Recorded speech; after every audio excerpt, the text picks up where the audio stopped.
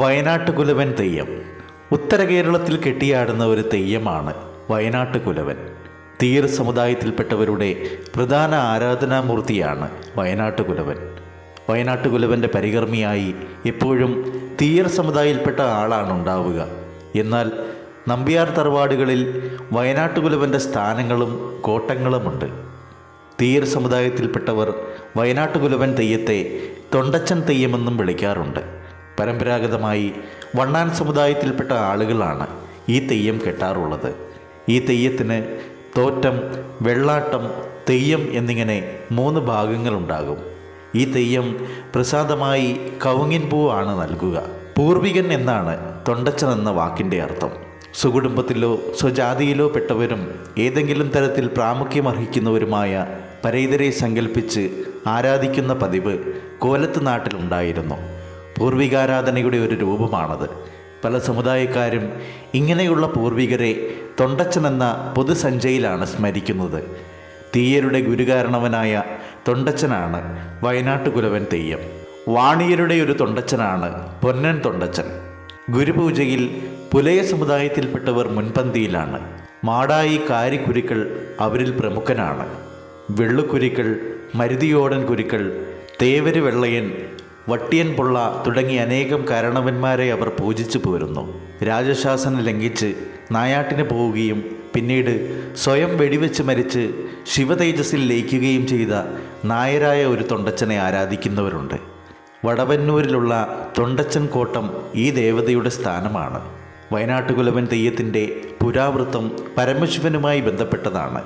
പരമശിവൻ സ്വന്തം ജടപറിച്ച് തൻ്റെ ഇടത്തെ തുടയിലടിച്ചപ്പോൾ ഉണ്ടായ മകനാണ് വയനാട്ടുകുലവനെന്നും, അതല്ല ഇടത്തെ തുട പൊട്ടിത്തെറിച്ച് വന്ന മകനാണ് വയനാട്ടുകുലവനെന്ന തൊണ്ടച്ചനെന്നും പറയപ്പെടുന്നു. കൈലാസത്തിലെ മധുവനത്തിലുണ്ടായ 3 കരിന്തെങ്ങുകളുടെ ചുവട്ടിൽ ദിനവും മധു ഊറി വരാറുണ്ടായിരുന്നു. വേടരൂപം ധരിച്ച പരമശിവൻ വേട്ടയ്ക്കായി കാട്ടിലെത്തിയപ്പോൾ ഇത് കാണുകയും മധു കുടിച്ച് മത്തവിലാസം ശിവഭ്രാന്താടുകയും പാർവതീദേവി ഭയപ്പെട്ടോടുകയും ചെയ്തു അത്രേ. തോറ്റമ്പാട്ടിൽ ആ ഭാഗം വർണ്ണിച്ചിരിക്കുന്നത് ഇങ്ങനെയാണ്: വേടരൂപം ധരിച്ചുള്ള കൈലാസനാഥൻ വേട്ടക്കെഴുന്നള്ളി വനത്തിൽ പൂക്കൂ, കണ്ടുടനെ കരിന്തങ്കിൻ കുറുംകുലമേൽ മധുപൊഴിയും വാനുലോകം പൊഴിയുന്നല്ലോ. അത് കണ്ട് പരമശിവൻ അടുത്തു ചെന്ന് മധു കുടിച്ച് മത്തവിലാസം ശിവഭ്രാന്താടി. അത് കണ്ടിട്ടജലമകൾ ഭയപ്പെട്ടോടി. ദിനവും മദ്യലഹരിയിലെത്തുന്ന പരമശിവന് ഇതെവിടെ നിന്ന് ലഭിക്കുന്നു എന്നറിയാൻ ശ്രീപാർവതി അന്വേഷണം തുടങ്ങി. കൈലാസത്തിനടുത്തുള്ള മധുവനത്തിൽ നിന്നാണ് ദേവൻ കുടിക്കുന്നതെന്ന് ദേവി മനസ്സിലാക്കി. ഇത് തടയണമെന്ന് ദേവി മനസ്സിലുറപ്പിച്ചു. അതിൻ പ്രകാരം ദേവൻ കുടിക്കുന്ന കരിന്തെങ്ങുകൾ കണ്ടെത്തുകയും അതിൻ്റെ ചുവട്ടിൽ നിന്ന് ഊറി വരുന്ന മധു തൻ്റെ മന്ത്രശക്തിയാൽ തടവി മുകളിലേക്ക് ഉയർത്തുകയും ചെയ്തു. എന്നാൽ പിറ്റേ ദിവസം മധു പാനം ചെയ്യാനായി വന്ന ശിവന് മധു തെങ്ങിൻ മുകളിൽ എത്തിയതായാണ് കാണാൻ കഴിഞ്ഞത്. ഇതിൽ കുപിതനായ പരമശിവൻ തൻ്റെ ജട കൊണ്ട് ഇടത്തെ തുടമേൽ തല്ലുകയും അപ്പോൾ ദിവ്യനായ ഒരു മകൻ ഉണ്ടാവുകയും ചെയ്തു. തെങ്ങിൽ നിന്ന് മധുവെടുക്കുന്ന ജോലിക്കായി അവനെ നിയോഗിക്കുകയും ചെയ്തു. പതിവായി മധു ശേഖരിക്കുന്ന ദിവ്യനും മധുപാനം ആരംഭിച്ചു. ഇതറിഞ്ഞ പരമശിവൻ കദളീവനത്തിൽ നായാടരുതെന്നും അവിടുത്തെ മധു കുടിക്കരുതെന്നും ദിവ്യനെ വിലക്കി. എന്നാൽ വിലക്ക് വകവയ്ക്കാതെ കദളീവനത്തിൽ നായാടുകയും മധുകുംഭം തുറക്കുകയും ചെയ്ത ദിവ്യൻ ശിവകോപത്തിനിരയായി. അവൻ്റെ കണ്ണുകൾ പൊട്ടി മധുകുംഭത്തിൽ വീണു. മാപ്പിരുന്ന മകന് പൊയ്ക്കണ്ണ്, മുളംചൂട്ട്, മുള്ളനമ്പ്, മുളവില്ല് എന്നിവ നൽകി അനുഗ്രഹിച്ച് ഭൂമിയിലേക്ക് അയച്ചു.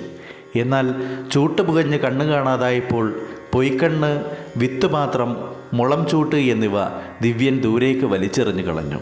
അവ ചെന്നു വീണത് വയനാട്ടിലെ ആദിപറമ്പൻ കണ്ണൻ്റെ പടിഞ്ഞാറ്റയിലാണത്രേ. കണ്ണും ചൂട്ടും തുള്ളുന്നത് കണ്ട് പേടിച്ച കണ്ണനോട് ഇവ രണ്ടും എടുത്ത് അകത്ത് വെച്ച് കൊള്ളുവാൻ ദേവൻ ദർശനം നൽകി പറഞ്ഞുവത്രേ. ദിവ്യൻ വയനാട്ടിൽ എത്തിച്ചേർന്നതുകൊണ്ട് വയനാട്ടുകുലവൻ എന്നറിയപ്പെടാൻ തുടങ്ങിയത്രേ. പൊയ്ക്കണ്ണ്, മുളംചൂട്ട്, ചെറിയ തിരുമുടി, വട്ടക്കണ്ണിട്ട് മുഖമെടുത്ത് ഇതൊക്കെയാണ് വയനാടൻ കുലവൻ്റെ വേഷവിധാനം. ഒരിക്കൽ ഈ ദൈവം വാണവർക്കോട്ടയിൽ എഴുന്നള്ളിയതായും ദൈവത്തിൻ്റെ കോലം കെട്ടിയാടണമെന്ന് വാഴുന്നവർക്ക് സ്വപ്നമുണ്ടായതിൻ പ്രകാരമാണ് വയനാട്ടുകുലവൻ്റെ കോലം കെട്ടിയാടാൻ തുടങ്ങിയതത്രേ. തമാശ രൂപത്തിൽ ഗൗരവമായ കാര്യങ്ങൾ പറയുന്ന ഈ തെയ്യത്തിൻ്റെ ഉരിയാട്ടം വളരെ രസകരമാണ്. ഭക്തർക്ക് അനുഗ്രഹം നൽകുന്ന സമയത്തൊക്കെ ഇത്തരം വാക്കുകളാണ് പറയുക.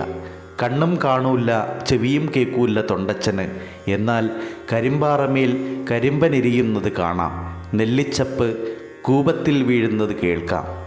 വയനാട്ടുകുലവൻ തെയ്യത്തിൻ്റെ പരിപാവനമായ ഒരു അനുഷ്ഠാനമായി കരുതുന്ന ചടങ്ങാണ് ബോനം കൊടുക്കൽ.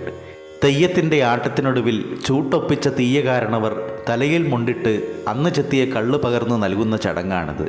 അന്ന് മലനാടിറങ്ങിയ ദൈവം തൻ്റെ പ്രഭാവം കൊണ്ട് കുഞ്ഞാലി എന്ന മാപ്പിളയെ രക്ഷിക്കുന്നതും ആ ഭക്തൻ്റെ ഭോജന സമർപ്പണവുമാണ് ഈ അനുഷ്ഠാനത്തിൻ്റെ കാതൽ.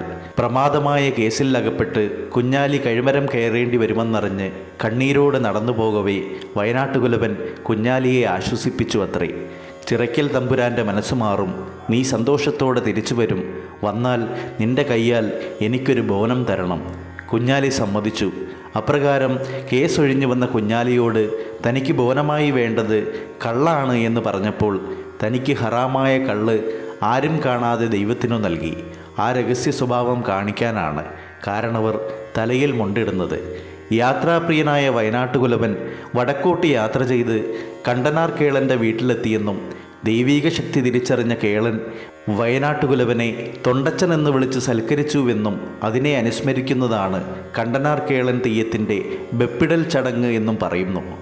തെയ്യം കെട്ടിൻ്റെ 2ാം നാൾ ആർപ്പും മാരവങ്ങളുമായി ഭക്തർ കാട്ടിൽ വേട്ടയ്ക്കിറങ്ങി പന്നി, മാൻ, കൂരൻ തുടങ്ങിയ മൃഗങ്ങളെ വേട്ടയാടി പിടിച്ച് തണ്ടുകളിൽ കെട്ടി കാവിലേക്ക് കൊണ്ടുവരും.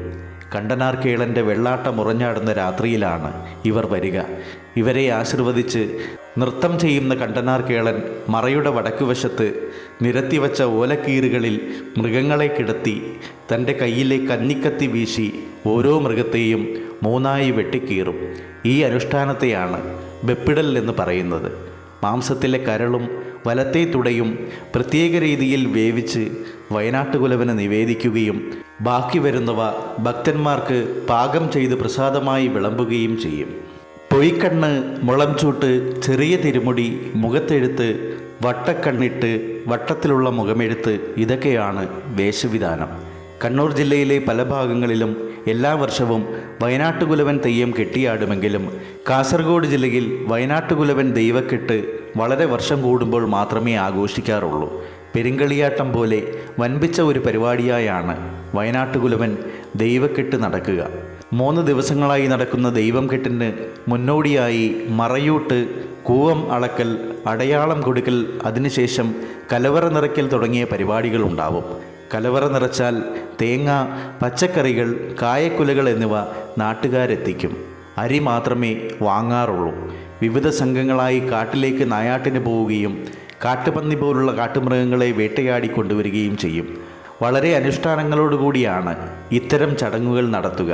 കാർന്നോൻ, കോരച്ചൻ, കണ്ടനാർ കേളൻ തുടങ്ങിയ തെയ്യങ്ങൾ കെട്ടിയാടിയ ശേഷമാണ് വയനാട്ടുകുലവൻ തെയ്യം വരുന്നത്. കാവുകളേക്കാൾ തറവാടുകളിലാണ് ഈ തെയ്യം കൂടുതലായി കെട്ടിയാടുന്നത്. കണ്ണുകാണാത്ത വൃദ്ധരൂപിയായ ഈ തെയ്യം വിളിച്ചാൽ വെളിപ്പുറത്തെത്തുന്ന ദൈവമാണ് എന്നാണ് വിശ്വാസം. Yeah.